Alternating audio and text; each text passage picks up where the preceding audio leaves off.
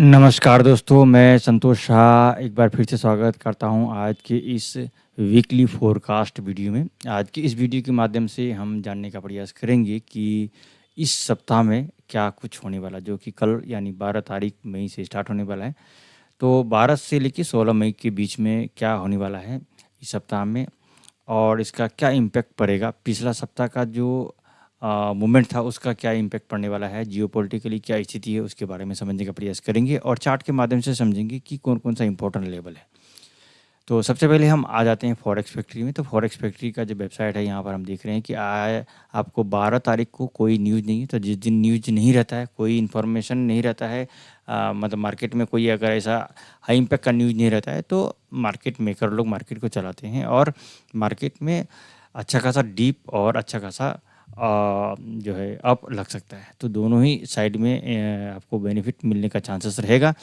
और अगर मोटा मोटी हिसाब किताब से बताएं तो ये जो सप्ताह है बहुत ही ज़्यादा एग्रेसिव रहने वाला है।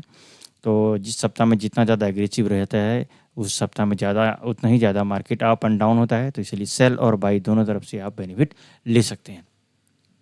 सबसे इम्पॉर्टेंट है कि आपको 13 तारीख को सीपीआई डेटा रिलीज़ होना है और 14 तारीख को सिर्फ एफओएमसी मेंबर का एक स्पीक है और 15 तारीख को बहुत सारा न्यूज़ है। अनएम्प्लॉयमेंट क्लेम्स जो वीकली आया था वो भी है। इसके अलावा बहुत सारा न्यूज़ है उस दिन, तो इन चीज़ों को ध्यान देखना पड़ेगा। इसके बाद फ्राइडे को भी 2 हाई इम्पैक्ट का न्यूज़ है। तो इम्पॉर्टेंट सप्ताह है ये, तो ध्यान देना पड़ेगा और बहुत ही अच्छा से सोच समझकर इम्पोर्टेंट लेवल से हमें ट्रेड को सेल और बाई करना पड़ेगा। तो समझते हैं चार्ट के माध्यम से।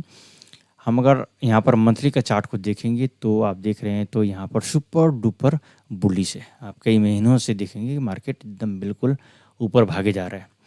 तो यहाँ पर क्या है कि ये जो महीना मई महीना स्टार्ट हुआ है, तो यहाँ पर नीचे से भी इसको रिजेक्शन मिला है और ऊपर से भी रिजेक्शन मिला है। ये एक बहुत इंपॉर्टेंट बात है। और अप्रैल महीना जो है बहुत ही ज़्यादा ये एग्रेसिव रहा, एकदम बिल्कुल लगभग $500 का जो है अप मार दिया वो। तो इसके हिसाब से अगर देखा जाए तो इस महीना में हो सकता है ये रेंज बाउंड करे और किस प्रकार का क्लोजिंग देता है उसके बारे में डिपेंड करेगा, लेकिन बहुत सारा डेटा है।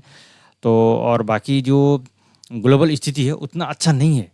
अगर जियोपॉलिटिकल स्थिति देखेंगे तो उतना अच्छा नहीं है। और एक तो अच्छा बात है कि अभी इंडिया और पाकिस्तान का जो सिचुएशन बहुत ही ख़राब पहुंच चुका था, तो वो भी अभी सीज़ फायर की वजह से अच्छा है कि अगर वार नहीं हो तो अच्छा बात है।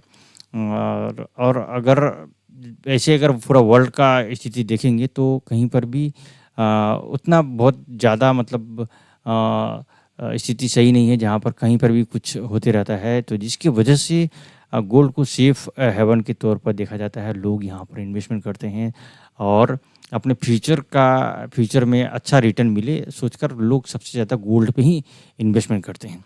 और अगर आप पूरा हिस्ट्री निकाल के देखेंगे तो गोल्ड हमेशा जो है सबसे अच्छा रिटर्न देने वाला सेफेस्ट इन्वेस्टमेंट है। ठीक है, तो इसके वजह से लोग इसको इन्वेस्ट करते हैं। और अगर दुनिया का जो अभी पॉलिटिकल स्थिति है जियोपॉलिटिकल, तो वो उसको उसके नज़र में देखते हुए गोल्ड को बाइंग का अपॉर्चुनिटी ज़्यादा है। लेकिन हम लोग ट्रेडर है, ट्रेड करेंगे तो जहाँ से हमें सेल मिलेगा तो वहाँ से सेल करना है, जहाँ से बाई मिलेगा तो बाई करना है। तो हर टॉप से बाई सेल और हर डिप से बाई करना है। अब यहाँ पर ये जो मंथली का अगर हिसाब किताब देखेंगे तो इसका क्लोजिंग होने में अभी 20 दिन बाकी है। तो देखना ये है कि आने वाला सप्ताह में क्या होता है ये। ठीक है, तो अगर हम वीकली का चार्ट को देखेंगे तो आपको क्लियर होगा। तो वीकली का अगर हम चार्ट को देख रहे हैं तो यहाँ पर क्या है, देखिए एक ये जो इसका पिछले 4 सप्ताह से देखेंगे तो इसका जो लो है वो रहा है आपका ये वाला 3197। यहाँ तक लो आया है पिछले चार सप्ताह में। और पिछले 4 सप्ताह के अंदर में अगर इसका हाई है तो 3500, और रिजेक्शन अगर बात करेंगे तो इस लेवल से ज़्यादा रिजेक्शन मिला है। ये है आपको 3354-60 के बीच में।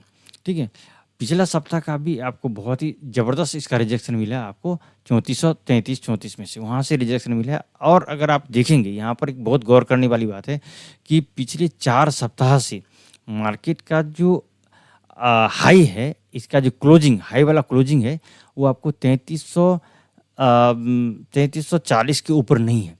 ठीक है, तो इससे क्या बात समझ में आ रहा है कि मार्केट में इसके ऊपर जो है सेलर का संख्या बहुत ज़्यादा है, इसलिए इधर में क्लोजिंग वीकली में भी नहीं मिला है। और इसको एक और इम्पोर्टेंट बात है कि इसके नीचे भी जाने नहीं दिया है। तो एक इम्पोर्टेंट बात है यहाँ पर समझने वाले कि यहाँ पर एक ही जगह पे 4 सप्ताह तक रुकना मामूली बात नहीं है। और अगर इस सप्ताह में किसी एक डायरेक्शन में ये निकलता है तो फिर उसी डायरेक्शन में जाने का संभावना रहेगा। अगर ये देखेंगे यहाँ पर, अगर ये 3360 के ऊपर में क्लोजिंग ये आने वाला सप्ताह दे देता है तो फिर ये नया ऑल टाइम हाई की ओर जाने का प्रयास करेगा। और अगर इस सप्ताह के अंदर में आप देखेंगे, अगर ये 3190 के नीचे क्लोजिंग दे देता है तो फिर इसका जो 3000 तक आने का चांसेस हो जाएगा गोल्ड का। ठीक है, ये बहुत इंपॉर्टेंट लेवल है, मार्क करने वाला लेवल है। इस लेवल को ध्यान रखना पड़ेगा कि ये अगर 3390 के नीचे क्लोजिंग दे देता है तो ये कोशिश करेगा यहाँ पर आने का। और अगर ये इस लेवल को 3360 के ऊपर क्लोजिंग दे देता है तो फिर ये नया ऑल टाइम हाई की ओर जाने का संभावना रहेगा इस महीने के अंदर में। ठीक है, तो ये देखना पड़ेगा आपको कि क्या होता है। तो लेकिन ये ये वीडियो बनाने का मकसद ये है कि आपको जानकारी हो कि क्या हो सकता है, कैसे करके हम बता सकते हैं, क्या इसका डेटा है उसके हिसाब से हम बात कर रहे हैं। ऐसा नहीं कि कुछ अपने से हम लेके आ रहे हैं, जो है ये चार्ट खुद बता रहा है। सिर्फ हम आपको हमारा जो नॉलेज जो मैं समझ रहा हूँ उसके हिसाब से बता रहा हूँ, और आप देख के भी आप खुद आइडिया लगा सकते हैं। और अगर आप अगर डे 1 का हिसाब किताब देखेंगे तो मार्केट यहाँ पर डे 1 में इस लेवल के अंदर में रेंज बाउंड कर रहा है। कौन सा लेवल पे? 3424 और 35 के से लेकर ये आपको 3200 ही मानिए, 3190 94 से लेकर 3200 के बीच इस एरिया में रेंज बाउंड वाला स्थिति है। अब यहाँ पर समझने वाली बात है, अगर ये वाला ट्रेंड लाइन देखिए, इसके नीचे ये आप ड्रॉ कर दीजिए और इसके नीचे अगर डे 1 का क्लोजिंग दिया तो आपको मार्केट यहाँ पर आ जाएगा, यहाँ से हम सेल लेंगे। सिंपल बात है, इसके नीचे क्लोजिंग आया H1 में, H4 में देख लीजिए निकाल के क्लोजिंग आता है तो यहाँ पर इसका टारगेट इधर रहेगा। ठीक है, और इससे नीचे आ जाएगा तो इसका टारगेट इधर रहेगा, सिंपल बात है। और अगर जैसे यहाँ पर है, कल जिस प्रकार से मार्केट का अभी सिचुएशन है उसके हिसाब से अगर ये गैप अप देखिए ओपन होता है और इसको ब्रेक करके ऊपर चला जाता है तो फिर न्यू ऑल टाइम हाई के बाद पार वो कर सकता है। तो ये बहुत इंपॉर्टेंट लेवल है। अब ये क्या करता है आने वाले दिन में उसके हिसाब से डिपेंड करेगा। आप छोटा टाइम फ्रेम में निकाल कर आप देख सकते हैं। और यहाँ पर ये एक बहुत ही इंपॉर्टेंट रेजिस्टेंस लेवल है, जब आप छोटा टाइम फ्रेम पे जाएंगे तो मालूम हो जाएगा। और मैं जो आपको डेली का वीडियो बनाऊंगा तो उसमें आपको कल फिर मैं आपको दिखाऊंगा कि कहाँ कहाँ से हमारा सेलिंग और बाइंग हो सकता है। तो अभी अगर हम वीकली के हिसाब से अगर हम देखेंगे तो इस लेवल के ऊपर जाने से मार्केट का ऑल टाइम हाई, और अगर इसको ब्रेक करता है तो एक बार यहाँ, और इसको ब्रेक करने से यहाँ, ज़्यादा नीचे नहीं जाएगा गोल्ड। ये बात ध्यान रखने वाली बात है, क्योंकि मैक्सिमम अगर यहाँ तक आ जाता है तो बहुत बड़ा बात होगा, उससे ज़्यादा नीचे जाने का संभावना मुझे नहीं दिख रहा है।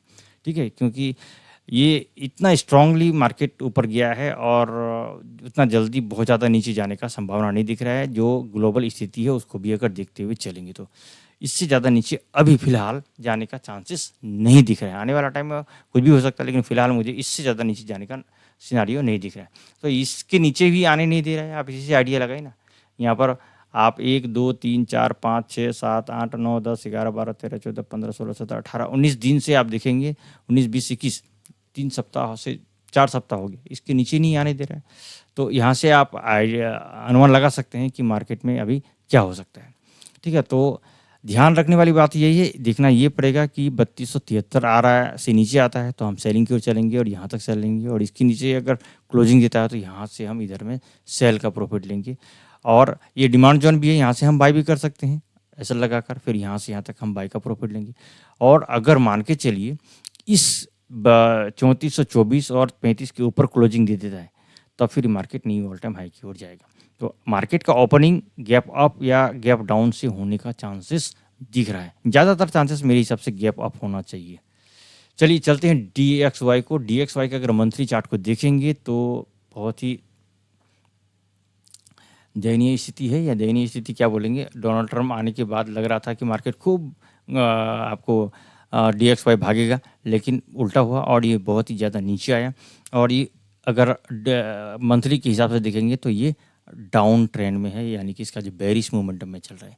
हम वीकली को डेली को अगर चार्ट को देखेंगे तो यहाँ पर एक बहुत अच्छा गुड न्यूज़ है कि ये जो एक बॉक्स बनाया था इसके ऊपर निकल गया है, और अगर ये इस यहाँ से एक बार ये रिट्रेस कर सकता है, यहाँ से रिट्रेस करके नीचे आके फिर अगर इसको ब्रेक करके इसके ऊपर चला जाता है, ये जो ट्रेंड लाइन है इसके ऊपर अगर ये क्लोजिंग दे देता है, तब फिर ये आपको आगे जाने का चांसेस रहेगा। तो यहाँ पर इसको ब्रेकर है, यहाँ पर इसको रोकने का काम करेगा। ये जो अगर इसको यहाँ ले आते हैं तो अभी क्लियर हो जाएगा ये चीज़।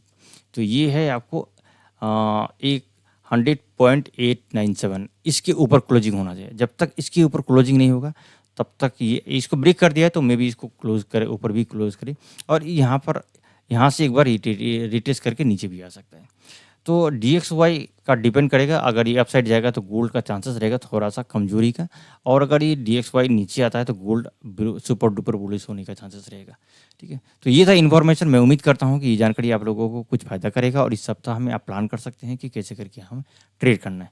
मिलते हैं फिर हम आपको नेक्स्ट वीडियो में, जिसमें हम डेली का एनालाइज करके H1 में और M15 के हिसाब से भी बताएंगे कि हम आज के दिन में आपको कहाँ से सेलिंग और बाइंग कर सकते हैं। यहाँ तक वीडियो को देखने के लिए आप सभी लोगों को हृदय की गहराई से बहुत बहुत धन्यवाद।